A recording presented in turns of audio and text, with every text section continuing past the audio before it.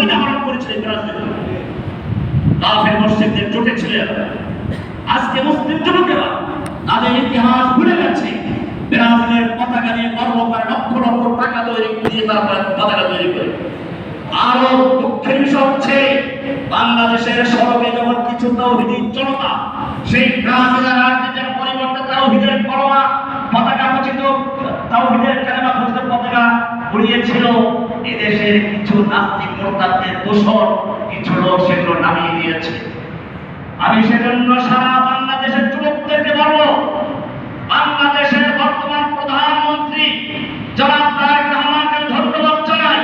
তার বাবা বাংলাদেশের সংবিধানে বিসমিল্লাহ সংযোজন করেছিল, আর তিনি বর্তমান সংসদে স্পিকারের মাথার উপরে কালেমায়ে তাওহীদ লা ইলাহা ইল্লাল্লাহ লিপিবদ্ধ করে দিয়েছেন নিজের উদ্যোগে।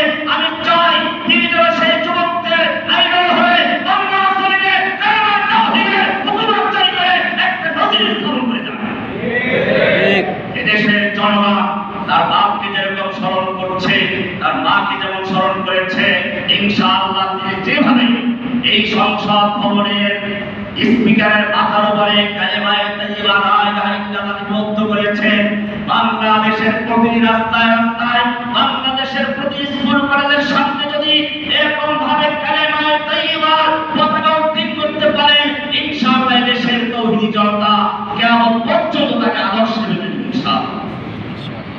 আমি বলবো, বাংলাদেশের প্রতিটি ঘরে ঘরে, প্রতিটি রাস্তার মোড়ে মোড়ে, প্রতিটি ব্রিজে, সব দর্শনীয় স্থানে ব্রাজিল রাজনীতির নয়, তার কালেমায়ে তাইয়্যিবা লা ইলাহা ইল্লাল্লাহ খচিত পতাকা দিয়ে গোটা বাংলাদেশকে ছড়িয়ে দাও।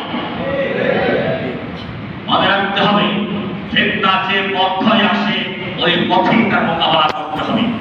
বাংলাদেশে বর্তমানে অনেক গুপ্ত সংগঠন তৈরি হচ্ছে, কাদিয়ানীদের সংগঠন, বেরেলভীদের সংগঠন, এরকম আহলে কোরআন নামধারী ভণ্ড হাদিস শিরকের সংগঠন, আবার জিহাদের নামে কতগুলো বিদেশি এজেন্ডা বাস্তবায়ন করার জন্য কিছু তরুণ বিভ্রান্ত যুবকেরা বিদেশি কোন এজেন্টের খপ্পরে পড়ে এদেশে দুর্ঘটনা ঘটাবার চেষ্টা করছে। আমি স্পষ্ট বলে দেই, কোন গুপ্ত অস্পষ্ট কোন সংগঠনের সঙ্গে কারো যুক্ত হওয়ার অধিকার ইসলাম দেয়নি। আল্লাহর রাসূল সাল্লাল্লাহু আলাইহি ওয়াসাল্লাম বলেছেন, তারাক্তুকুম আলা মিল্লাতিন বাইদা, আমি তোমাদেরকে সুস্পষ্ট একটা স্পষ্ট বিধানের উপরে মিল্লাত বলে যাচ্ছি, লাইলুহা কানাহারিহা, যার রাত এবং দিন সমান স্পষ্ট, অস্পষ্টতার কোনো স্থান নেই। এমনি ভাবে আল্লাহ সুবহানাহু ওয়া তাআলা পবিত্র কোরআনে সূরা ইউসুফের 108 নম্বরে বলেছেন, কুল হাদিহি সাবিলি আদউ ইলাল্লাহ, বলো আমি এটাই আমার রাস্তা, হাদিহি সাবিলি আদউ ইলাল্লাহ, আমি আল্লাহর দিকে মানুষকে আহ্বান করি, আলা বাসীরাতিন, জেনে বুঝে, অবুঝে নয়, জেনে বুঝে, আলা বাসীরা, বুঝে শুনে আপনি কি কাজ করছেন, কার সাথে করছেন, কেন করছেন, এই সবগুলো জেনে বুঝে তারপরে আপনি কোন কাজের সাথে যুক্ত হন। অস্পষ্টভাবে অথবা আপনাকে বলা যাবে না, আমরা যা করছি আপনাকে বলা যাবে না, যদি বলা না যায় তোমার জন্য সেই সংগ্রাম করার কোনো অধিকার নেই। আজকে বিভিন্ন ভণ্ডামি শুরু হয়েছে, কেউ জিহাদ দর্শা করছে, কেউ বিভিন্ন গোপন সংগঠন করছে, আর যখন ধরা পড়ে তখন দেশের তাওহীদি জনতার পক্ষে যারা কথা বলে সেই সমস্ত আলেমদের নাম বলে নিজেদের গুপ্তরিতাকে আশ্রয় দেওয়ার চেষ্টা করে। আমি এর বাস্তবতা দেখেছি, অনেক ভণ্ড সংগঠন যখন তারা ধরা পড়েছে জসিমউদ্দিন রহমানের নাম বলে নিজেদের নিরাপত্তা সেট করার চেষ্টা করেছে। এরা প্রতারক, এরা ভণ্ড, এরা জিহাদ ব্যবসায়ী, এরা গন্ডগোল বেড়ায়, দুইটা পটকা মেরে তারপরে এদেশের তাওহীদি জনতাকে জেলে ঢুকিয়ে দিয়ে বাতিলদের তারা মিশনকে বাস্তবায়ন করছে। সেজন্য বলবো, আজকে এই মহরমকে কেন্দ্র করে অনেক ভণ্ডামি চলে, সেজন্য আমাদের ধারাবাহিক লেকচার ছিল সিলসিলাতুল ফিতান মা যাহরা মিনহা ওয়া বাতান। আমরা আলোচনা করেছিলাম ইয়াজিদ থেকে শুরু হয়ে কেন আমির মুআবিয়া রাদিয়াল্লাহু তাআলা আনহু শেষ সময়ে ইয়াজিদকে খলিফা নিযুক্ত করে গেলেন, এর অনেকগুলো কারণ আপনারা জানেন। দীর্ঘ দীর্ঘ ফিতনা ফাসাদের পরে আমির মুআবিয়া রাদিয়াল্লাহু তাআলা আনহু 20 বছর পর্যন্ত খেলাফতের দায়িত্ব পালন করেছেন। স্থিতিশীলতা আসলো, তিনি আবার চিন্তা করলেন তার মৃত্যুর পরে ফিতনা শুরু হয়ে যাবে, সেজন্য তিনি পরামর্শ করলেন কাকে খলিফা বানানো যায়। আপনারা জানেন দরবারে কিছু চাটুকার থাকে, সবসময় চাটুকার। শেখ হাসিনার সময় দেখা যাচ্ছে কেউ তাকে জননী, কওমি জননী খেতাব দিয়েছে, কেউ তাকে জান্নাতি জননী বলেছে, কেউ তো তাকে যুগের রাবিয়া বসরি বলেছে। এমনকি তৎকালীন সময় একজন বড় যে কাফিরউদ্দিন বেদাতি, সে তো বলেই ফেলল আপনি জান্নাতি নয়। কে জান্নাতি কে জাহান্নামী মৃত্যু আগ পর্যন্ত কোনো খবর নিশ্চয় করার সুযোগ নেই। আল্লাহ রাসূল সাল্লাল্লাহু আলাইহি ওয়াসাল্লাম বলেছেন, হাদিসগুলো আমি কত তোমার আগে তো বলেছি, ফিতনা সম্পর্কে হাদিস, ইউসবিহু মুমিনান ওয়া ইউমসি কাফিরান, সকাল বেলা মুমিন অবস্থায় ঘুম থেকে উঠবে, বিকেলে কাফের হয়ে যাবে, বিকেলে মুমিন অবস্থায় ঘুমাবে, সকালে কাফের হয়ে যাবে। এরকম ফিতনার যুগ আসবে।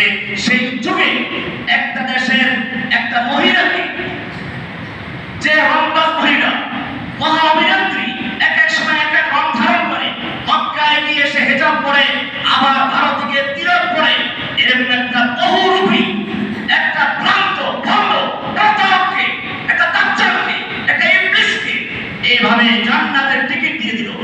এরকম চাটুকার যদি এই যুগে থাকতে পারে, মনে রাখতে হবে এই চাটুকাররা সেই আমির মুআবিয়ার যুগেও ছিল। তারা আমির মুআবিয়াকে তেলবাজি করলো। আপনার আছে রাজ পরিবারের জন্ম, যুদ্ধের অভিজ্ঞতা আছে, দেশ চালানোর অভিজ্ঞতা আছে। ইমাম হুসাইন যদিও বুজুর্গ, রাসূলের নাতি, কিন্তু দেশ চালাতে পারবে না, এটা এই যুগেও আছে। দেখবেন আলেমদেরকে সম্মান করে, মহব্বত করে, কিন্তু বিশ্বাস করে আলেমরা দেশ চালাতে পারবে না। এটা ইয়াজিদের যুগ থেকে শুরু হয়েছে। ইয়াজিদের অনুসারীরা মুসলিমদের অন্তরে এই রোগ ঢুকিয়ে দিয়েছে, আলেম ওলামা দেশ চালাতে পারবে না, আলেম ওলামারা মসজিদে খুতবা দিবে না, মসজিদ ইমামতি করবে, মাদ্রাসায় পড়াবে, রাজনৈতিক অঙ্গন থেকে তাদেরকে দূরে রাখতে হবে। এটাই ছিল ইয়াজিদের অনুসারীদের চক্রান্ত, যা আজ পর্যন্ত বাস্তবায়ন হচ্ছে। আপনারা জানেন এই যুগে তালেবানরা দীর্ঘ লড়াইয়ের পরে ক্ষমতায় এসে বিশ্বের বুকে মাথা উঁচু করে দেশ চালাচ্ছে। অর্থনীতির ক্ষেত্রে, স্থিতিশীলতার ক্ষেত্রে এবং সুদ, ঘুষ, মদ, জুয়া সব কিছু ধ্বংস করে একটা সুন্দর রাষ্ট্র উপহার দিয়েছে, প্রমাণ করেছে মোল্লারাও দেশ চালাতে পারে। সেজন্য মনে রাখতে হবে ইয়াজিদের বাবা আমির মুআবিয়ার কাছে তেলবাজারে গিয়ে বলল, ইমাম হুসাইন যদিও বিজ্ঞ বুজুর্গ আলেম, আল্লাহ রাসূলের নাতি, কিন্তু দেশ চালাবার মতো ক্ষমতা তার নেই, যোগ্যতা নেই, তিনি পারবেন না, এটার জন্য ইয়াজিদকে প্রয়োজন। এই সব অন্ধ প্রতারক তেলবাজদের খপ্পরে পড়ে শেষ পর্যন্ত আমির মুআবিয়া রাদিয়াল্লাহু তাআলা আনহু ইয়াজিদকে খলিফা নিযুক্ত করলেন। এখানে কেউ আমির মুআবিয়া রাদিয়াল্লাহু তাআলা আনহুকে দোষ দিয়ে বলে থাকে যে আমির ইয়াজিদ হোসেন রাদিয়াল্লাহু তাআলা আনহুকে হত্যার জন্য পরিকল্পনা করেছিল আমির মুআবিয়া আর বাস্তবায়ন করেছে ইয়াজিদ। এটা ঠিক নয়। আমির মুআবিয়া রাদিয়াল্লাহু তাআলা একজন সাহাবী, আল্লাহর রাসূল সাল্লাল্লাহু আলাইহি সাল্লামের যারা ওহী লিখে রাখতেন তার মধ্যে একজন। সেজন্য মনে রাখতে হবে তিনি ওসিয়ত করেছেন ইয়াজিদকে খবরদার হোসেনের সাথে ভালো আচরণ করবে। যাই হোক, ইয়াজিদ খলিফা নিযুক্ত হলো। এরপরে যখন আমির মুআবিয়া রাদিয়াল্লাহু তাআলা আনহু মারা গেলেন, সর্বপ্রথম মদিনার গভর্নর ওলীদ ইবনে উতবা ইবনে আবু সুফিয়ানকে পত্র লিখলো, দ্রুত হুসাইন থেকে এবং আব্দুল্লাহ বিন জুবায়ের থেকে তুমি বায়াত নিয়ে নাও। গভীর রাতে মদিনার যে গভর্নর উতবা ইবনে ওলীদ ইবনে উতবা ইবনে ইউসুফ আবু সুফিয়ান, ওলীদ ইবনে উতবা ইবনে আবু সুফিয়ান হুসাইন রাদিয়াল্লাহু তাআলা আনহুকে ডাকা। সেখানে মারওয়ানকে উপস্থিত রাখা হলো। বলা হলো যে ইয়াজিদ মরে গেছে, আমির মুআবিয়া মারা গেছেন, ইয়াজিদের পত্র এসেছে, তিনি খলিফা, আপনাকে বায়াত দেওয়ার জন্য জোর দেওয়া হয়েছে। হুসাইন রাদিয়াল্লাহু তাআলা বলেন, মিসলি আমার মতো ব্যক্তি এরকম গোপনে বায়াত দিতে পারে না, আপনি সকল মানুষকে আগামীকাল ডাকুন, সেখানে আমাকেও ডাকুন, আমি আমার বক্তব্য সেখানে তুলে ধরব। মারওয়ান সেখানে উপস্থিত। মারওয়ান বলল, এই মোতাকে ছাড় দেওয়া যাবে না, হয়তো বায়াত দিলে তাহলে বেড়ে ফেলে দেবো। হুসাইন রাদিয়াল্লাহু তাআলা আনহু বোকা ছিলেন না। তিনি যখন ওই গভীর রাতে তাকে ডাকা হলো, তিনি বুঝতে পেরেছিলেন নিশ্চয়ই বড় কিছু ঘটেছে। তিনি তার পরিবারের মদিনার যুবকদেরকে সাথে নিয়ে গেলেন, তাদেরকে দরজার বাইরে রাখতেন, বললেন যদি শোনো আমার আওয়াজ বেড়ে গেছে তোমরা ঢুকে পড়বে। যাই হোক, মারওয়ান এরকম বলার পরে উতবা চাইলেন না, ওলীদ চাইলেন না যে এই দায়িত্ব তিনি মাথায় নেবেন। তিনি হুসাইন রাদিয়াল্লাহু তাআলা আনহুকে যাওয়ার সুযোগ করে দিলেন। ইমাম হুসাইন রাদিয়াল্লাহু তাআলা আনহু বের হয়ে আসলেন। এরপরে তিনি চিন্তা করলেন মদিনায় বেশি দিন থাকা যাবে না। আল্লাহর রাসূল সাল্লাল্লাহু আলাইহি ওয়াসাল্লামের রওজায় চলে গেলেন। দীর্ঘক্ষণ পর্যন্ত আল্লাহর কাছে দোয়া করলেন, রাসূলের রওজায় দরুদ শরীফ পাঠ করলেন। এরপরে তিনি পরিবার নিয়ে মক্কায় হিজরত করলেন।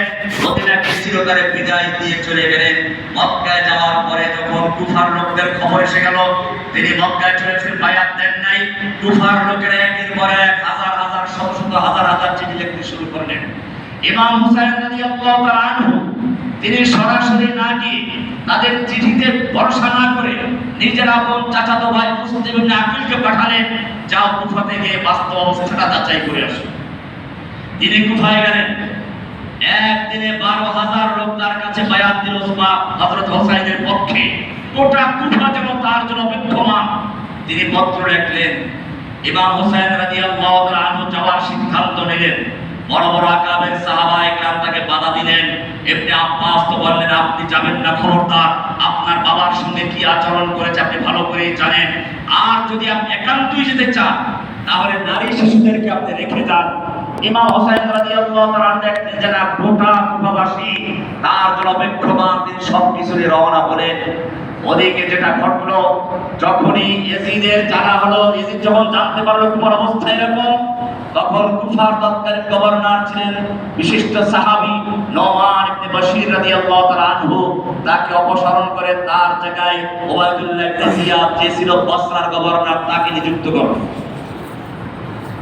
এরপরে সেই উবাইদুল্লাহ ইবনে জিয়াদ রাতের বেলায় কিছু অল্প সংখ্যক লোক নিয়ে প্রবেশ করলো। লোকেরা মনে করলো ইনি হুসাইন রাদিয়াল্লাহু তাআলা, তারা তো হুসাইনকে চিনে না, আর এই উবাইদুল্লাহ ইবনে জিয়াদ কেউ চিনে না। মনে করলো ইনি হচ্ছেন ইমাম হুসাইন রাদিয়াল্লাহু তাআলা আনহু। তাকে সেভাবে ইস্তেকবাল করলো, তাকবীরের স্লোগান দিল, আর সে সবাইকে চিনতে লাগলো। উবাইদুল্লাহ ইবনে জিয়াদ এভাবে সেই রাজপ্রাসাদে গেল। কুফার যেখানে গভর্নর প্রাসাদ সেখানে হাউজের মধ্যে গিয়ে সে এখানে চালাকি করলো। কুফার নেতৃবৃন্দকে ডাকলো। এরপরে বলল দেখো, যারা এখন আত্মসমর্পণ করে বায়াত দিবে তাদেরকে ছেড়ে দেওয়া হবে, পুরস্কার দেওয়া হবে, আর যারা যুদ্ধ করবে তাদের সব মেরে ফেলা হবে, ভয় দেখানো।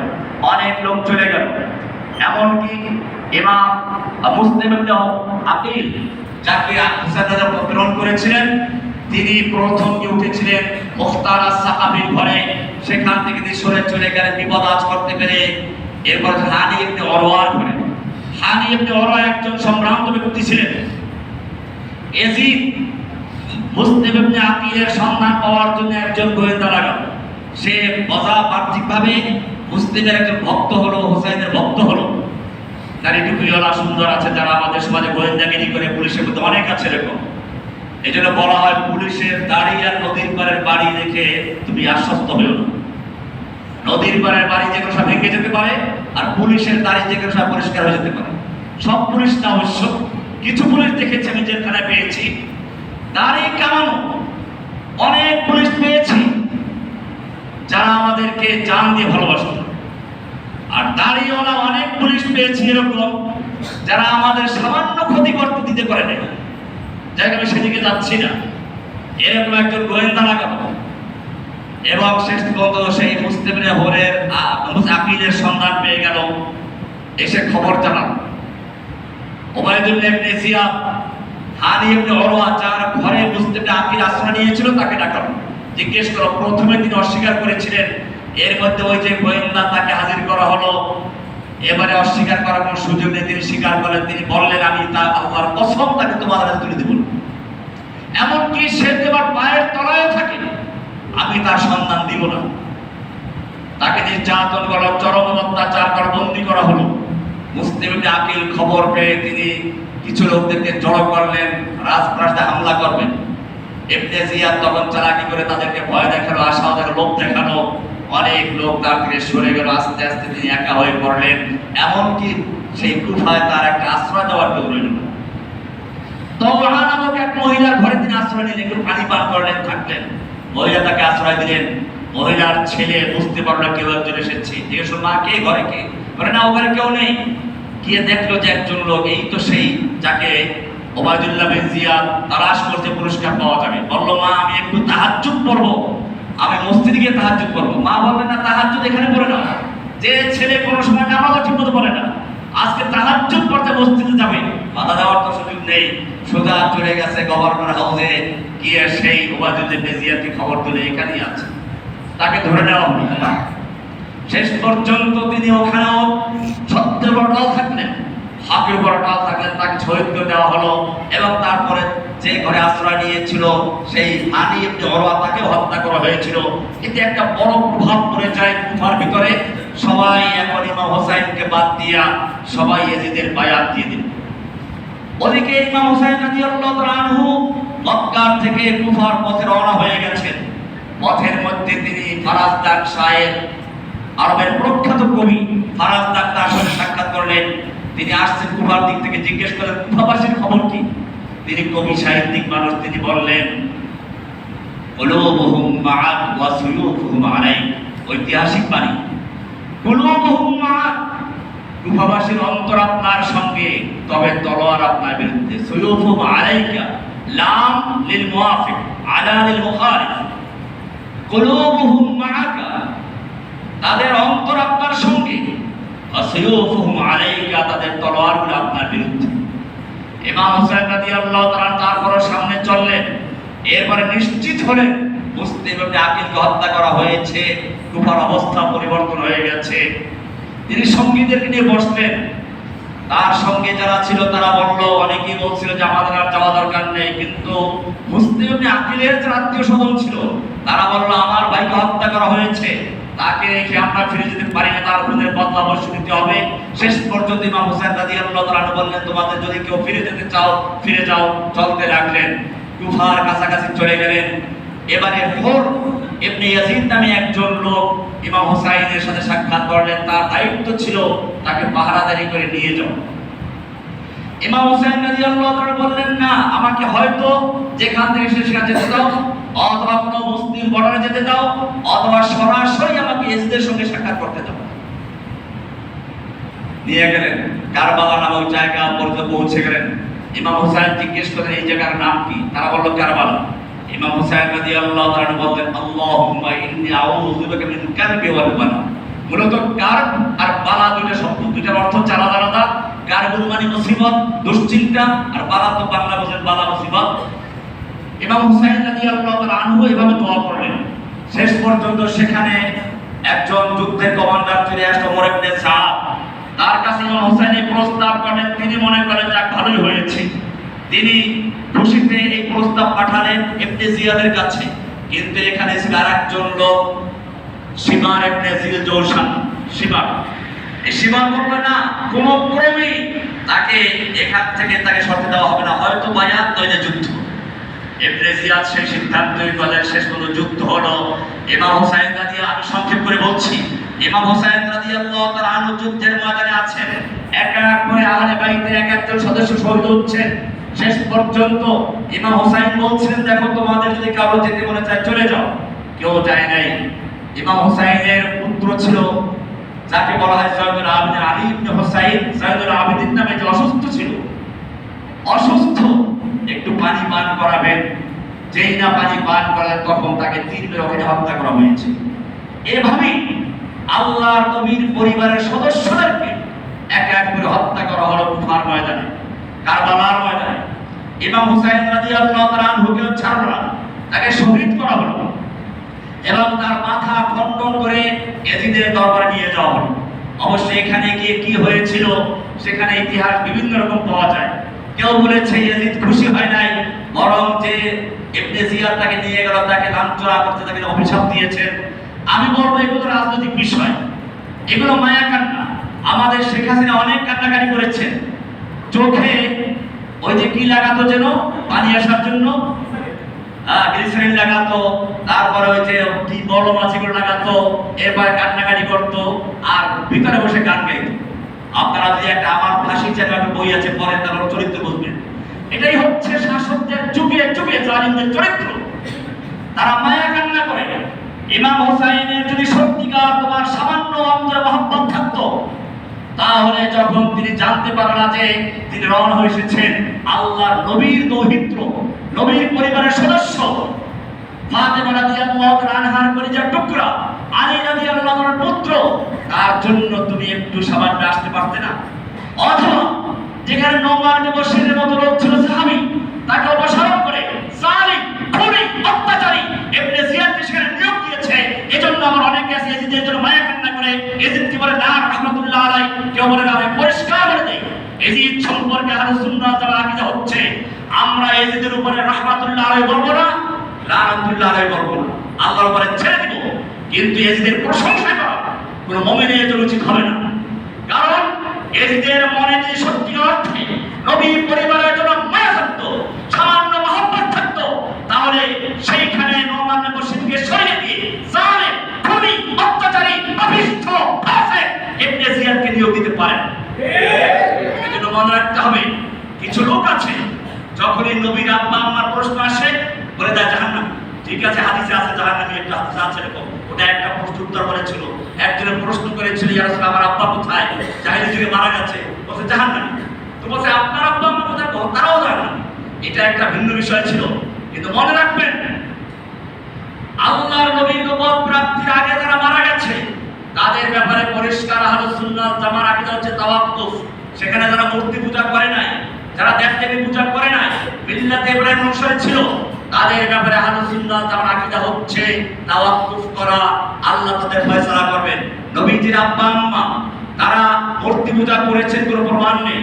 আর কোরআনে আল্লাহর নির্দেশ হচ্ছে আমা কুন্না মুআযিবিনা হাত্তা নাবআসা রাসূলা, আমি কোন জাতিকে রাসূল প্রেরণ করা ছাড়া শাস্তি বিধান করি না। সুতরাং রাসূল সাল্লাল্লাহু আলাইহি ওয়াসাল্লাম আব্বা আম্মা কোন রাসূল পান নাই, তাদের ব্যাপারে চূড়ান্ত সিদ্ধান্ত দেওয়ার অধিকার আমাদের নেই। কিছু লোক আছে এজিদকে কেমনে জান্নাতে দিবে আর আল্লাহর নবীর আব্বা আম্মাকে কিভাবে জাহান্নামে দিবে, এজন্য খুব উদ্গ্রীব হয়ে থাকে। নবীর আব্বা আম্মা কোথায়? জাহান্নামে। আর এজিদ কোথায়? জান্নাতে। এই সমস্ত ভণ্ডামি বাদ দাও। ইতিহাস পরিষ্কার করে দেয়, একদিকে আমরা যেরকম আমিরে মুআবিয়া রাদিয়াল্লাহু তাআলা আনহুকে দোষারোপ করতে পারি না, চাটুকার রায় তাকে পরামর্শ দিয়েছিল, যেটা আমি ক্লিয়ার করেছি। অপরদিকে ইমাম হোসেন রাদিয়াল্লাহু তাআলা আনহুর শাহাদাতের থেকে এজিদকে সম্পূর্ণ নির্দোষ বলা যায় না। এজন্যই আহলে সুন্নাহ ওয়াল জামাত যারা সত্যিকার অর্থে বিজ্ঞ আলেম, যারা আহলে সুন্নাহ যারা সত্যিকার অনুসারী, তারা এই ব্যাপারে মুখ খোলেন না, তারা এই ব্যাপারে চুপ থাকেন, ফয়সালা আল্লাহর হাতে থাকে। যাই হোক, ইমাম হুসাইনকে হত্যা করা হলো। এরপরে ঘটনা এই পর্যন্ত শেষ নয়, নতুন এক অধ্যায়ের সূচনা হচ্ছে। ইমাম হুসাইন রাদিয়াল্লাহু তাআলা শহীদ হওয়ার পরে, এটা ছিল 61 হিজরিতে, এরপরে মাত্র 3 বছর ইয়াজিদের খেলাফত চলে। 64 হিজরিতে সে মারা যায়। এরপরে শুরু হয় আরাক আন্দোলন, তাওবাবুল আন্দোলন। এখানে সাদ ইবনে সুরাত নামে একজন লোক, সুলাইমান ইবনে সুরাত আল-খুজাই নামে একজন লোক, তিনি চিন্তা করলেন আল্লাহর নবীর পরিবারকে এখানে হত্যা করা হয়েছে, নবীর নাতিকে হত্যা করা হয়েছে, এজন্য আমাদের তওবা করা উচিত। আমরা এটাকে আহ্বান করেছিলাম, দাওয়াত দিয়েছিলাম, আমাদের তওবা করে তাওয়াবিন নামে একটা সংগঠন তৈরি করা হলো। এরপরে তারা যুদ্ধ করলো সিরিয়া বাহিনীর সাথে এবং সেখানে এই লোক শহীদ হয়ে যায়, তারা ওখানে পরাজিত হয়। এরপরে আসে মুখতার আস-সাকাফির দল। এই মুখতার আস-সাকাফি নামে একজন লোক যখন আবার বিজয় লাভ করলো, তখন এই কারবালার ঘটনায় যারা জড়িত ছিল ধরে ধরে এক একটাকে জবাই করেছে। এরপরে শুরু হলো আর এক ইতিহাস। এতদিন পর্যন্ত এই যে ইখতিলাফ ছিল, এখানে কোনো আকীদার বিষয় ছিল না, রাজনৈতিক বিষয় ছিল। আমিরে মুআবিয়ার পক্ষে যারা, তারাও তাওহীদের অনুসারী ছিল, আলীর পক্ষে যারা, তারাও তাওহীদের অনুসারী ছিল, হোসাইনের পক্ষে যারা, তারাও তাওহীদের অনুসারী ছিল, ইয়াজিদের পক্ষে যারা, তারাও তাওহীদের অনুসারী ছিল। রাজনৈতিক বিরোধ ছিল, কিন্তু এরপরে যেটা শুরু হয়েছে আকীদা। এখান থেকে মুখতার আস-সাকাফির পরে আহলে বাইতের মহব্বতের নামে একদল লোক তৈরি হলো। খেলাফতের হকদার ছিল আমিরে মুআবিয়া রাদিয়াল্লাহু তাআলা নয়, একবারে সরাসরি আলী রাদিয়াল্লাহু তাআলা আনহু। সুতরাং আল্লাহর নবীর পরে যেই কয়জন খলিফা আছে তারা সবাই অবৈধ, তারা সব জাহান্নামী। শিয়া ইমাম খমিনি লিখেছে, আমরা যদি মক্কা মদিনায় কখনো বিজয় লাভ করতে পারি তাহলে সর্বপ্রথম যে কাজ হবে, আল্লাহর নবীর কবরের পাশে দুইটা মূর্তি আছে, ওই মূর্তি দুটো অপসারণ করা। মূর্তি দুইটা কাকে বোঝাচ্ছে জানেন? আবু বকর এবং ওমর রাদিয়াল্লাহু আনহু। শুধু এ পর্যন্তই না, তাদের কারো কারো লেখনের মধ্যে পাওয়া যায়, বাকেরার মাজলিসি তার কিতাবে লিখেছে একদিন শয়তান নাকি আল্লাহর কাছে, এটা তার হাদিস, মিথ্যা হাদিস, তাদের ভাষায় হাদিস, শয়তান নাকি আল্লাহকে জিজ্ঞেস করে, আল্লাহ আমি বড় দুর্ভাগা, তোমার সৃষ্টির মধ্যে আমার চেয়ে হতভাগা আর কেউ নেই। তখন আল্লাহ নাকি বলেছেন তোর চেয়ে হতভাগা আরো আছে। তখন শয়তান তো খুশি হয়ে গেছে, আরে আমার চেয়েও হতভাগা আছে, আল্লাহ আমি দেখতে চাই কারা এরা। বলে যাও জাহান্নামের দারোয়ানকে সালাম বলো আর বলো আমি ওই দুইটা লোককে দেখতে চাই যারা আমার চেয়ে হতভাগা। তখন আমি সেটাই করলাম। জাহান্নামের তলদেশ থেকে দুজন লোক কারা হলো, পুরে কয়লা হয়ে আছে। সে দুইটা লোক আর কেউ নয়, আবু বকর আর ওমর। নাউযুবিল্লাহ। এভাবে শিয়াদের গোড়াপত্তন শুরু হয়ে গেল। এরপরে আরো আকীদা শুরু হয়ে গেল আল ইমামাতুল মাসুমা, নিষ্পাপ ইমাম। এমন ইমাম তাদের যুগে যুগে ইমাম আসবে, রাসূলের পরিবারের থেকে 12 জন ইমাম আসবে। সেই ইমামরা কারা? ওয়াইন্নাল আইম্মাতিনা মাকাম, আমাদের শিয়াদের যে ইমামগুলো তাদের এক একজন মাকাম হচ্ছে লা ইয়াবলুগুহু মালাকুল মুকাররাম ওয়ালা নাবিয়ুল মুরসাল, যে পর্যন্ত কোনো নবী রাসূল পৌঁছতে পারবে না, এত বড় মর্যাদা। এমনি ভাবে শিয়াদের মোতাবিয়া তো আছে এরকম অনেক কুসংস্কার নিয়ে, যে আজকে আমরা ভণ্ড সুফিদের আকীদা দেখতে পাই, বাউলদের আকীদা, এর বেশিরভাগ আকীদা এসেছে শিয়াদের থেকে। সেজন্য মনে রাখতে হবে, আমার এখন বক্তব্য হচ্ছে স্পষ্ট, ইমাম হুসাইন রাদিয়াল্লাহু তাআলা আনহুকে মক্কার থেকে দাওয়াত দিয়ে দিয়েছিল তারাই, যারা ইমাম হুসাইনকে ভালোবাসত, মহব্বত করত। ইমাম হুসাইন সেই কারবালার মাঠে যুদ্ধের মধ্যে নাম ধরে ডেকেছেন, তোমরা আমাকে আহ্বান করেছিলে, তোমরা জানো আমার পরিচয় কি, আমি আল্লাহর নবীর নাতি, আমি ফাতেমার সন্তান, আল্লাহর নবী আমার ঠোঁটে চুমু খেয়েছেন, আমি আল্লাহর রাসূল আমাকে জান্নাতের সুসংবাদ দিয়েছেন, আর তোমরা আমাকে এভাবে হত্যা করছো। এইভাবে তিনি সেখানে ভাষণ দিয়েছিলেন। আমরা বুঝতে পারলাম ইমাম হুসাইন রাদিয়াল্লাহু তাআলা আনহুকে দাওয়াত দিয়েছিল তারা যারা তাকে ভালোবাসে, হত্যাও করেছে তারা যারা তাকে আহ্বান করেছিল। সুতরাং শিয়ারা ইমাম হুসাইন রাদিয়াল্লাহু তাআলা আনহু হত্যা করেছে, তাকে দাওয়াত দিয়ে গাদ্দারি করেছে, বিশ্বাসঘাতকতা করেছে। আবার সেই শিয়ারা মুহররমে হাই হাসান করবে, এগুলোকে কঠোরভাবে প্রতিরোধ করতে হবে। মনে রাখতে হবে ইমাম হুসাইনকে হত্যা করেছে শিয়ারা। আর আরো জ্বলন্ত প্রমাণ, আপনার বাড়িতে চোর আসছে, চোরকে আপনি খুঁজে পাচ্ছেন না, পরের দিন সকালে চুরি যাওয়া মাল একজনের ঘর থেকে পাওয়া গেল, আর বুঝতে বাকি নাই মাল যেখানে পাওয়া গেছে, চুরি যাওয়া মাল, চোর সে ঘরেই আছে। আমরা দেখলাম শিয়ারা ইমাম হুসাইন রাদিয়াল্লাহু তাআলা আনহুর ঘোড়ার লাগাম, ইমাম হুসাইনের তরবারি, ইমাম হুসাইনের পোশাক, এই সবগুলো নিয়ে এখনো মিছিল করে, মাতম করে। আমরা বলতে চাই ইমাম হুসাইনকে হত্যা করেছিল কারা? আমাদের কাছে স্পষ্ট, আর স্পষ্ট হয়েছে যখন শিয়াদের কাছে ইমাম হুসাইনের ঘোড়ার লাগাম পাই, যখন শিয়াদের কাছে ইমাম হুসাইনের তলোয়ার পাই, যখন শিয়াদের কাছে ইমাম হুসাইনের বাকি পাই, তখন আমাদের জানতে বাকি নেই, বুঝতে বাকি নেই, হত্যাকারী আমাদের হুসাইন। এই শিয়ারাই হত্যা করেছে, শিয়ারাই ইসলামের একটা উজ্জ্বল নক্ষত্রকে নিভিয়ে দিয়েছে। এটা মনে রাখতে হবে। ইতিহাসে আমরা 3 রকমের লোক পাই। একটা হচ্ছে মুসা আলাইহিস সালামের বাহিনী, যারা স্বচক্ষে দেখলো নদী পানি দুভাগ হয়ে গেছে, পার হয়ে চলে আসলো। এরপরে মুসা আলাইহিস সালাম তুর পাহাড়ে চলে গেলেন, তাদের মধ্যে কিছু লোক গাদ্দারি করলো, মূর্তি বানাইলো, পূজা শুরু করে দিল। আল্লাহর হুকুম হলো যাও বাইতুল মুকাদ্দাসে দখল করো, গিয়ে ওখানে তোমাদের যুদ্ধ করতে হবে। যেই সৈন্য যুদ্ধ করতে হবে, যেই লোকগুলো এতক্ষণ পর্যন্ত আল্লাহর সাহায্য প্রত্যক্ষ করেছে, তারা বলল মুসা ইযহাব আনতা ওয়া রাব্বুকা ফাকাতিলা হাউনা ইন্না হাউনা কায়িদুন, তুমি আর তোমার রবকে যুদ্ধ করো, আমরা এখানে বসে পড়ব। আল্লাহ তাআলা তাদেরকে এমন ভাবে বসাই দিলেন 40 বছর পর্যন্ত ওই ময়দানে মুক্তিযুদ্ধ থাকতে হয়েছে। এ হলো এক জাতি। আর এক জাতি আমরা দেখি মুহাম্মদ সাল্লাল্লাহু আলাইহি ওয়াসাল্লাম যখন বদরের প্রান্তে সাহাবীদের সাথে পরামর্শ করছিলেন, কারণ মদিনাবাসীর সাথে চুক্তি ছিল তারা মদিনায় আল্লাহর নবীকে সাহায্য করবে, বাইরে নয়। এখন তো বাইরে চলে আসছে, যুদ্ধ করার জন্য আসে না, এসেছিলেন একটা ব্যবসায়ী দলকে রুখে দেওয়ার জন্য। এখন বড় একটা সেনা দলের সাথে যুদ্ধ হচ্ছে, সশস্ত্র সৈন্যদের সাথে। তিনি পরামর্শ করলেন, বারবার ইঙ্গিত ছিল আনসারদের প্রতি। আনসারদের সর্দার তখন দাঁড়িয়ে বলেছিল, ইয়া রাসূলুল্লাহ, আপনাকে আমরা আল্লাহর রাসূলে বিশ্বাস করেছি, আপনার প্রতি নাযিলকৃত কিতাবের প্রতি ঈমান এনেছি, আমরা তাওহীদে বিশ্বাসী, আপনার প্রতি ঈমান এনেছি। আপনি যদি আমাদের উত্তাল সমুদ্রে ঝাঁপ দিতে বলেন আমরা তাই করব। অবশ্য বিষয়টা আপনার হাতে, আপনি যে সিদ্ধান্ত নেবেন তাই হবে। আপনি আমাদেরকে আপনার ডানে পাবেন, বামে পাবেন, সামনে পাবেন, পিছনে পাবেন। আল্লাহর কসম, আমাদের একজন লোক জীবিত থাকা পর্যন্ত আপনার গায়ে একটা তীর বিদ্ধ হতে পারবে। ইমাম হুসাইনের সঙ্গেও যারা ছিলেন, বারবার তিনি বিদায় দেওয়ার চেষ্টা করেছিলেন, কেউ তাকে ছেড়ে চলে যায় নাই। এ হলো আর এক ধরনের সাথী। আর এক দল দেখতে পাই গাদ্দার, যেই গাদ্দার গুলো অতি উৎসাহী, অতি আবেগী, অবিবেচক, কোনো কিছু জানে না, একেবারে আবেগে এখনই যুদ্ধ শুরু করতে হবে, জিহাদ শুরু করতে হবে, মক্কা মারা শুরু করতে হবে, জিহাদ শুরু করে দেয়। এরপরে যখন ধরা পড়ে তখন আর কিছু জানার শখ, তখন তারা ওরা পুলিশ যেভাবে শিখিয়ে দেয় সেভাবে একদম না বলবে।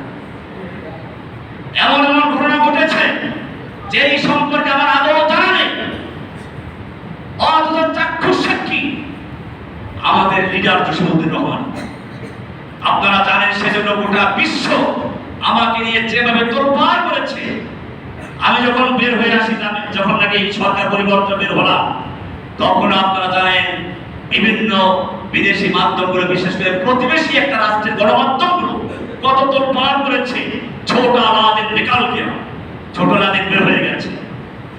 আমাদের মনে রাখতে হবে, আমাদের মনে রাখতে হবে, আমরা ইমাম হুসাইন রাদিয়াল্লাহু তাআলা আনহুর যারা দাওয়াত দিয়ে গাদ্দারি করে তাদের মতো নয়, বরং তার সঙ্গে যারা থেকে এক এক করে যুদ্ধ করে শহীদ হয়েছে, যারা আল্লাহর নবীর সঙ্গে যারা যুদ্ধ করে শহীদ হয়েছে, আমরা বাংলার জমিনের জন্য, এদেশে ইসলামকে টিকে রাখার জন্য, ইসলামকে বিজয়ের জন্য, ইসলামের পতাকা উত্তোলন করার জন্য, সমস্ত বিজাতীয় কালচারকে ধ্বংস করার জন্য, ব্রাজিল, আর্জেন্টিনার পতাকা ধ্বংস করে দিয়ে ইসলামের পতাকা উত্তোলন করার জন্য, তাওহীদের পতাকা উত্তোলন করার জন্য, সর্বোপরি ইসলামী রাজ কায়েমের জন্য ইমাম হুসাইনের সঙ্গীদের মতো এক এক করে জীবন দেব। তারপরে একই জীবন সামনে মনে রাখতে হবে, বাংলাদেশের দিকে অনেক শকুনের নজর পড়েছে, শকুনের নজর। আমরা স্পষ্ট করে বলতে চাই, আমরা যে কোনো রাষ্ট্রের সঙ্গে সদাচরণ চাই, ভালো ব্যবহার করতে চাই। আমরা যুদ্ধ চাই না, আমরা সন্ত্রাসী নই, আমরা শান্তি চাই। প্রতিবেশীর সঙ্গে কিভাবে আচরণ করতে হয় আমাদের আল্লাহর হাবিব তা শিক্ষা দিয়েছেন, কোরআন সুন্নাহ আমাদেরকে জানিয়ে দিয়েছে। কিন্তু তারপরেও যদি কোনো ব্যক্তি বাংলাদেশের দিকে চোখ তুলে তাকায়, জেনে রাখবে বাংলাদেশ একটি মসজিদ, এই মসজিদের প্রতি ইঞ্চি রক্ষা করার জন্য আমার জীবন থেকে পর্যন্ত এক বিন্দু রক্ত দেওয়ার জন্য রয়েছে। বাংলাদেশের দিকে যদি কোনো ব্যক্তি চোখ তুলে তাকায়, সে চোখ উপড়ে ফেলা হবে। যদি কোনো ব্যক্তি হাত সম্প্রসার করে, হাত কেটে ফেলা হবে। কোনো পা ফেলায়, পা ভেঙে চুরমার করে দেওয়া হবে। আপনারা জানেন, বাংলাদেশের দিকে পুশব্যাকের নামে অনেক নির্যাতিত, নিপীড়িত মুসলিমদেরকে ছেড়ে দেওয়া হচ্ছে। এই জন্য মনে রাখতে হবে, আমি মুসলিম যুবকদেরকে বলবো, আর ক্রিকেটের ময়দানে নয়, ফুটবল নিয়ে মাতামাতি নয়। জেনে রাখতে খেলাধুলা যায় যাচ্ছে, তবে কোন খেলাধুলা? আল্লাহ রাসূল সাল্লাল্লাহু আলাইহি ওয়াসাল্লাম বলেছেন, লা সাবাকা ইল্লা ফি ফুফিন আও হাফির রাসদিন। যদি খেলাধুলা করতে চাও তাহলে তীর চালানো শেখো, তীর নিক্ষেপ করা শেখো, প্রতিরোধ করা, এটা যায় যাচ্ছে। অর্থাৎ ইসলামী যুদ্ধের জন্য ঘোড়া দৌড়ের জন্য ব্যবস্থা করা যায় যাচ্ছে। তবে বর্তমান যুগের ঘোড়া নয়, যে ঘোড়ার প্রতিযোগিতা করতে গিয়ে লক্ষ লক্ষ টাকার জুয়া ধরা হয়। আল্লাহ রাসূল সাল্লাল্লাহু আলাইহি ওয়াসাল্লাম বলেছেন, উঠে দৌড় যায়। কারণ হচ্ছে এই ঘোড়া, উট, তীর এগুলো যুদ্ধের ময়দানের জন্য প্রশিক্ষণের প্রয়োজন আছে। সেজন্য ইসলামের স্পষ্ট নীতি আছে যে এই খেলাধুলা শুধুমাত্র শরীর চর্চার জন্য, শক্তি বৃদ্ধির জন্য, সুস্থ থাকার জন্য সেটা জায়েজ। যেখানে কোনো জুয়া নেই সেটা জায়েজ। ফুটবল যদি দুজনে মিলে খেলে কোনো সমস্যা নেই, কিন্তু যদি ফুটবল খেলতে গিয়ে হাফ প্যান্ট পরতে হয়, ফরস্তর করতে হয়, আর ক্রিকেট খেলতে গিয়ে টাঙ্গুগিরার নিচে পোশাক করতে হয়, তাহলে সেই খেলা জায়েজ নেই, ওই খেলা জায়েজ নেই যেই খেলার মধ্যে জুয়া থাকে। আল্লাহ সুবহানাহু ওয়া তাআলা পরিষ্কার বলেছেন, ইন্নামা ইউরিদু শাইতানু আন ইউকিয়া বাইনাকুমুল আদাওয়াতা ওয়াল বাগদা ফিল খামরি ওয়াল মাইসির ওয়া ইয়াসুদ্দাকুম আন যিকরিল্লাহি ওয়া আনিস সালাত। নিশ্চয়ই আল্লাহ বলছেন সূরা মায়দা 91 নম্বর আয়াত, আল্লাহ বলছেন নিশ্চয়ই শয়তান চায়, ইন্নামা ইউরিদু শাইতান আন ইউকিয়া বাইনাকুমুল আদাওয়াতা ওয়াল বাগদা, তোমাদের মুসলিম যুবকদের মধ্যে শত্রুতা, মারামারি, ঘৃণা তৈরি করতে চায় মদ এবং জুয়ার মাধ্যমে। জুয়া, এই ফুটবলের সাথে জুয়া জড়িত আছে, এই খেলাগুলোর সাথে লক্ষ কোটি টাকার জুয়া জড়িত আছে। আল্লাহ তাআলা বলছেন শয়তান চায় তোমাদের মধ্যে ঘৃণা, শত্রুতা, বিদ্বেষ তৈরি করতে। ওয়ায়াসুদ্দাকুম আন যিকরিল্লাহি ওয়া আনিস সালাত, সালাত থেকে, আল্লাহর জিকির থেকে বিরত রাখতে চায়।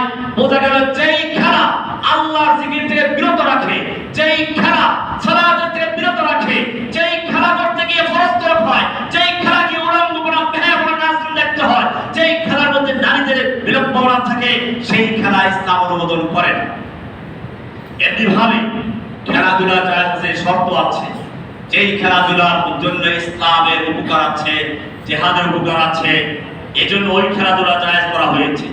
এছাড়া যেই খেলাধুলার মধ্যে তাশাব্বু বিল আকওয়ামিল কাফিরা, কাফের মুশরিকদের সাথে সাদৃশ্যতাপূর্ণ হয়, এই খেলাধুলা জায়েজ নেই। যেই খেলাধুলার মধ্যে কাফেরদের তালি দেওয়া হয়, জায়েজ নেই। আল্লাহ রাসূল সাল্লাল্লাহু আলাইহি ওয়াসাল্লাম বলেছেন যখন কোন ফাসিক এর প্রশংসা করা হয়, ইদা মুদিহাল ফাসিক, যখন কোন ফাসিকের প্রশংসা করা হয়, তার জন্য তালি বাজানো হয়, তার জন্য খুশি উদযাপন করা হয়, এর তাসসালাহু আরশুর রহমান, আল্লাহর আরশ টিপে ওঠে। তাহলে যেই কাফের মুশরিকরা ইসলামের বিরুদ্ধে কাফের শক্তির সঙ্গে যুগে যুগে ঐক্যবদ্ধ হয়েছে, ইসলামের খেলাফতকে ধ্বংস করেছে, সেই কাফের মুশরিকদের পক্ষে যারা স্লোগান দেয়, যারা মিছিল করে, যারা তালি বাজায়, যারা পতাকা তৈরি করো, যারা নিজের বাড়ির মাথা বাড়ির উপরে পতাকা তৈরি করছো, জেনে রাখো আল্লাহর গজব নেমে তোমাদের সবকিছু ধ্বংস করতে পারে। এভাবেই গজব এসেছে যখনই কোনো জাতি আল্লাহর বিধানকে বাদ দিয়ে কাফের মুশরিকদেরকে অনুসরণ করেছে, কাফের মুশরিকদেরকে মহব্বত করেছে, আল্লাহ তখন সেই কাফের মুশরিকদেরকে তাদের উপর চড়াও করে দিয়েছে।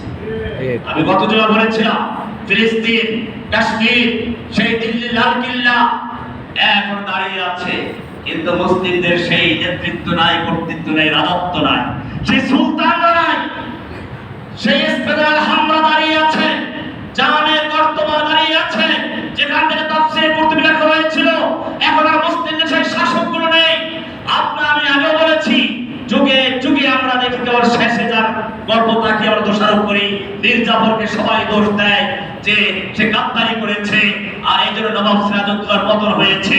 আমি গত জুমায় বলেছিলাম, আবার বলবো, মীর জাফর শুধু একা তাই নয়, বরং নবাব সিরাজউদ্দৌলার কবর রচনা করে গিয়েছিল তার নানা নিজে, আলীবর্দী খান নিজে কবর রচনা করেছিল।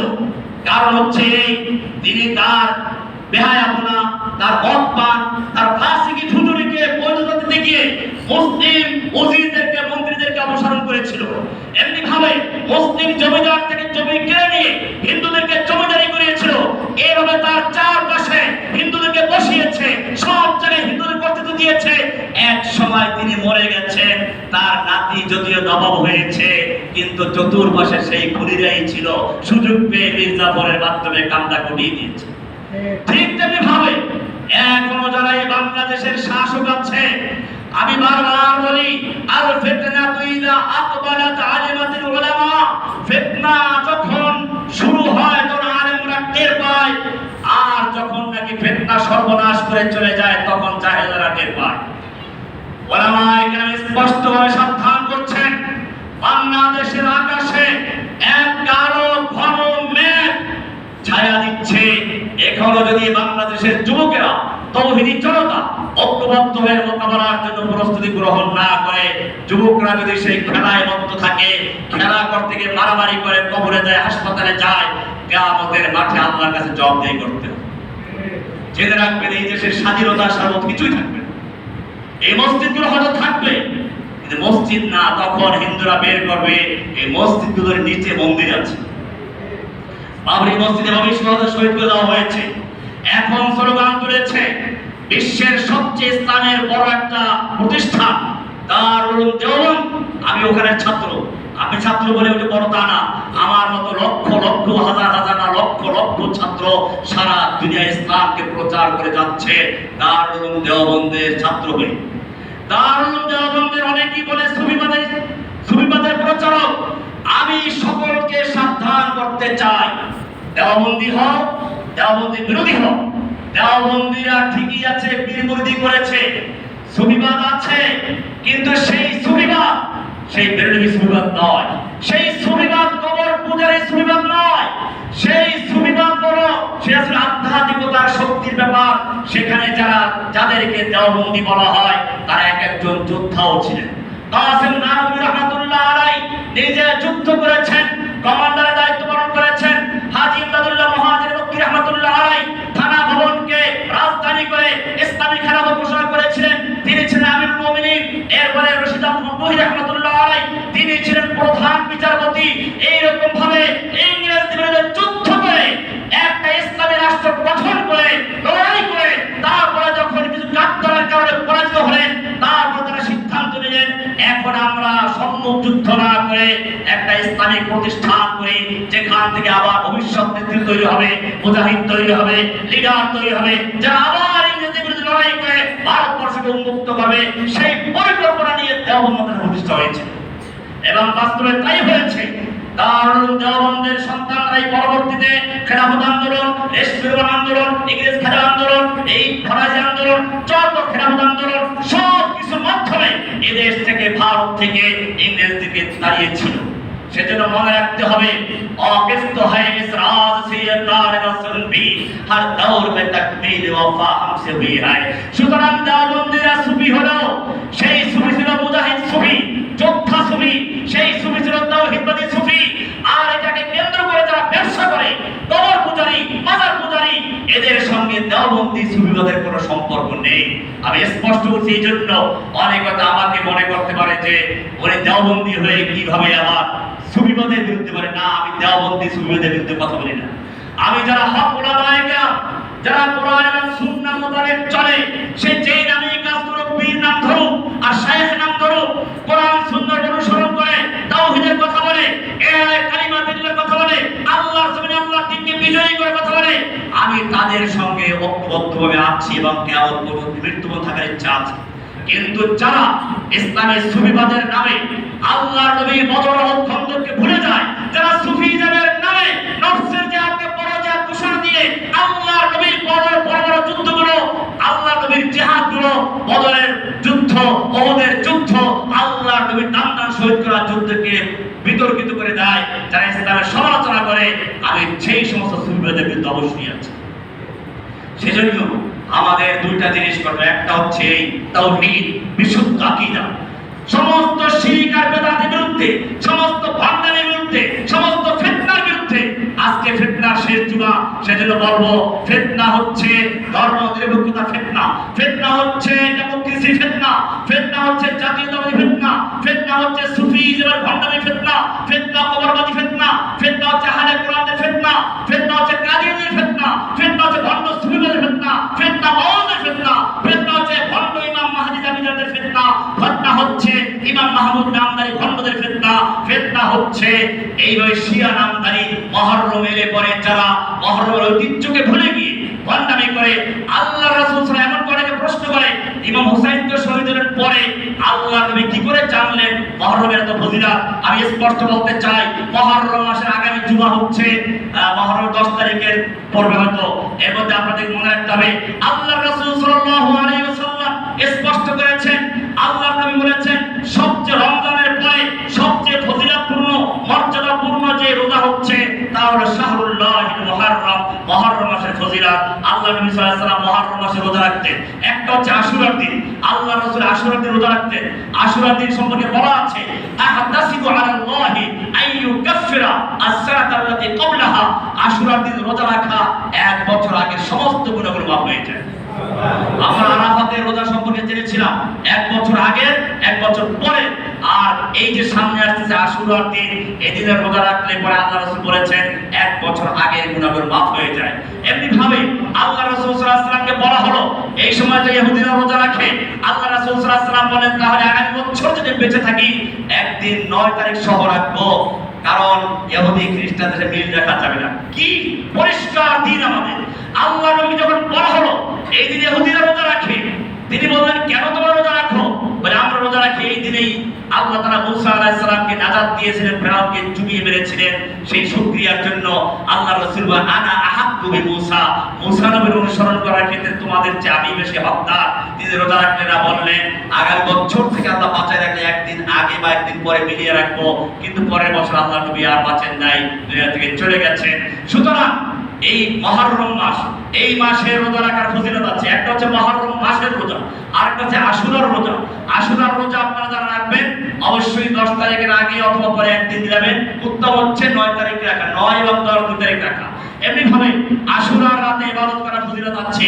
আশুরা শুধুমাত্র ইমাম হুসাইনকে কেন্দ্র করে নয়, বরং আশুরার দিন আল্লাহ তাআলা আসমান জমিন সৃষ্টি করেছেন, আশুরার দিন আদম হাওয়াকে সৃষ্টি করেছেন, আশুরার দিবসে আল্লাহ তাআলা আসমান জমিন সৃষ্টি করেছেন, জান্নাত জাহান্নাম সৃষ্টি করেছেন। আশুরার দিবসে আল্লাহ তাআলা আদম আলাইহিস সালামকে জান্নাত থেকে দুনিয়ায় নামিয়ে দিয়েছিলেন। এমনি ভাবে আশুরার দিনে কিয়ামত হবে বলা হয়ে থাকে। সেজন্য মনে রাখবেন আশুরার দিন শুধুমাত্র ইমাম হুসাইনের শাহাদাতকে কেন্দ্র করে নয়, বরং আমি বলি যেরকম শুক্রবারে মৃত্যুবরণ করলে আমরা বলি লোকটা ইমানদার হয়ে তাকে আরো একটা ফজিলত অতিরিক্ত হলো, ঠিক তেমনি ভাবে আশুরার দিনের অনেক ফজিলত। ইমাম হুসাইন রাদিয়াল্লাহু তাআলা আনহু শাহাদাত বরণ করেছেন এই আশুরার দিবসে, এজন্য তার শাহাদাতের মর্যাদা আরো বেড়ে গেছে।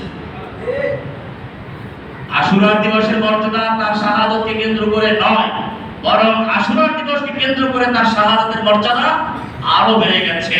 সেজন্য আমাদের রাখতে হবে আশুরার দিবস হায় হাসান করার জন্য নয়, আশুরাদের বুক চাপড়ার জন্য নয়। আল্লাহ রাসূল বলেছেন লাইসা মিন্না মান শাক্কাল জুয়ুবা ওয়া দারাবাল হুদুদা ওয়া তাআ বিদাওয়া জাহিলিয়া। ওই লোকগুলো আমাদের উম্মতের অন্তর্ভুক্ত নয়। লাইসা মিন্না আমাদের মুসলিমদের অন্তর্ভুক্তই নয়। কারা? মান দারাবাল হুদুদা, যারা গাল চাপড়ায়, মানুষ মরে গেলে গাল চাপড়ায়, অনেক মেয়েরা গাল চাপড়ায়, ভাইকে ধরে কান্নাকাটি করে, ছেলে কান্নাকাটি হায় হায় করতে থাকে, এগুলো দাওয়াত জাহিলি, এগুলো জায়েজ নেই। আর চোখে পানি আসবে, অন্তর ব্যথিত হবে, কিন্তু আল্লাহর বিরুদ্ধে অভিযোগ থাকবে না। আজরাইল আর খুঁজে পাইল না, আমার ঘরে ঢুকলো, আমার ছেলেকে নিয়ে গেল, আল্লাহ আমাকে নিয়ে গেল না কেন? ওই আজরাইল একটা গল্প আছে, রূপকথা। এরকম একজন বলছিল স্বামী মারা গেছে, চিৎকার মারতেছে, স্বামী অসুস্থ, আজরাইল আমাকে নিয়ে যাও, আমার স্বামীকে নিয়ে যায় না। আজরাইল এসে বলছে ঠিক আছে আমি এসে গেছি, তোমাকে নিয়ে যাবো। ব্যাপারটা আমার স্বামী তো ওই করে, আমার স্বামী তো ওই করে, এখানে কেন আসতো? মনে রাখতে হবে এই চালাকি, এগুলো দাওয়াত জাহিলি। আল্লাহ রাসূল পরিষ্কার বলেছেন লাইসা মিন্না, ওই লোকগুলো আমার উম্মতের অন্তর্ভুক্তই নয়। মান দারাবাল হুদুদা, যারা গাল চাপড়ায়, অসাক্কাল জুয়ুবা, যারা কেবল ছিঁড়ে ফেলে, ওয়া তাআ বিদাওয়া জাহিলিয়া, আর জাহিলিয়াতের উপর চিৎকার করে হায় হাসান হাসান ওয়া হোসেন ইত্যাদি চিৎকার করে আমার উম্মতের অন্তর্ভুক্তই নয়। সেজন্য মনে রাখতে হবে, গত জুমা আলোচনা করেছিলাম এক ফিতনা ছিল জঙ্গে সিফফিনের পরে তৈরি হয়েছিল খাওয়ারিজদের ব্যাপারটা, চরম একটা ইসলামের ক্ষতিকর একটা অংশ। আর আজকে আলোচনা চলে আসলো আরেকটা ইতিহাসের ধারাবাহিকতায়, শিয়া। এই শিয়া এখন আপনি দেখবেন ইরানিরা যুদ্ধ করছে, ঠিক আছে, তারা যুদ্ধের একটা রাজনীতির অংশ, কারণ ফিলিস্তিন তাদের দখল হয়ে গেলে তাদের ক্ষতি আছে। কিন্তু মনে রাখতে হবে আমরা হয়তো, আমি পরিষ্কার বলি, এই ক্ষেত্রে শিয়াদের আমরা সমর্থন করি। সেটা এরকম, যখন ভারতবর্ষে ইংরেজরা, যখন ইংরেজদের যুদ্ধ হচ্ছিল, তখন সেই দেওবন্দের কৃতি সন্তান আল্লামা হুসাইন আহমদ রাহমাতুল্লাহ আলাইহি কেউ প্রশ্ন করেছিল, আপনি ইংরেজ বিরোধী আন্দোলনে কংগ্রেসের সঙ্গী হয়ে যুদ্ধ করছেন? হুসাইন আহমদ রাহমাতুল্লাহ বলেছিলেন শুধু কংগ্রেস নয়, আমি যদি দেখি একটা কালো কুকুর একটা সাদা ইংরেজকে ঘেউ ঘেউ করে ধাওয়া করছে, ইংরেজদেরকে ভারত থেকে বিতাড়ন করার জন্য আমি কালো কুকুর অনুসরণ করব। আমিও বলি ইহুদিদেরকে এবং বাইতুল মুকাদ্দাসকে মুক্ত করার জন্য শিয়া লড়াই করছে, সেজন্য শিয়া নয়, আরো যদি কেউ কালো কুকুর যদি লড়াই করে আমরা তাদেরকে সমর্থন দিয়ে যাব। সেই অর্থে আমরা দিচ্ছি, কিন্তু এর মানে এই নয় যে আকীদার ক্ষেত্রে আমাদের শিয়াদের সাথে আপোষ আছে। শিয়া ইসলামের যে সবচেয়ে চরম বিশ্বাসঘাতক জাতির নাম। শিয়া ইমাম হোসেনকে হত্যা করেছে, শিয়া যুগে যুগে ইসলামকে ধ্বংস করেছে। এখনো মুসলিম ঐক্য ধ্বংস করার জন্য, আরব মুসলিমদেরকে ধ্বংস করার জন্য এই শিয়ারা কাজ করে যাচ্ছে। সেজন্য শিয়াদের থেকে সাবধান, সাবধান যুবকেরা। আজকে আরব দেশের যুবকরা পর্যন্ত নিজেদের কালচার ভুলে গেছে। এই জার্সি পায়ে গায়ে দিয়ে তারা নামাজ পড়তে যায়, কত জঘন্য! তুমি তোমার মহব্বত গায়ে দিয়েছো রাসূলের পোশাক নয়, তুমি পোশাকে যে কাফেরদের পোশাক, আর মসজিদে নামাজ পড়ছো আল্লাহ খুশি করার জন্য। আমি সেদিন হুন্ডায় যাচ্ছিলাম এক জায়গাতে, তোর যে ভাড়ায় চালায়, দেখি সামনে দুইটা পতাকা, এবং তাড়াতাড়ি খুলে এগুলো যাক, সেই কথা মেনেছে। এই জন্য মনে রাখতে হবে, আমাদের ফিতনা নিয়ে আলোচনা করছিলাম, মা জহরা বিনহা ওয়াতান, ফিতনা যুগে যুগে, আজকে শেষ পর্ব। এই ফিতনা চতুর্মুখী, এজন্য আমাদের চোখ কান খোলা রাখতে হবে, কোরআন এবং সুন্নাহ মোতাবেক জীবন যাপন করতে হবে। কারো কোনো রঙিন কথা দিয়ে বা চমৎকার কথা দিয়ে আমাদেরকে উৎসাহিত হওয়া যাবে না, কোনো বিপদগামী হওয়া যাবে না। আল্লাহ সুবহানাহু ওয়া তাআলা আমাদের সকলকে কথাগুলোকে বুঝার এবং আমল করার তৌফিক দান করুন। মুহররম মাসের যথাযথ মূল্যায়ন করা, ইবাদত করা, সিয়াম পালন করা, তাসবিহ তাহলিল করা, কোরআন পড়া, দরুদ পড়া, এগুলো বেশি বেশি করে আল্লাহ তাআলা আমাদের তৌফিক দান করুন। আমিন। ওয়া সাল্লাল্লাহু তাআলা আলা নবিয়িনা মুহাম্মদ ওয়া আলা আলিহি ওয়া সাহবিহি আজমাইন।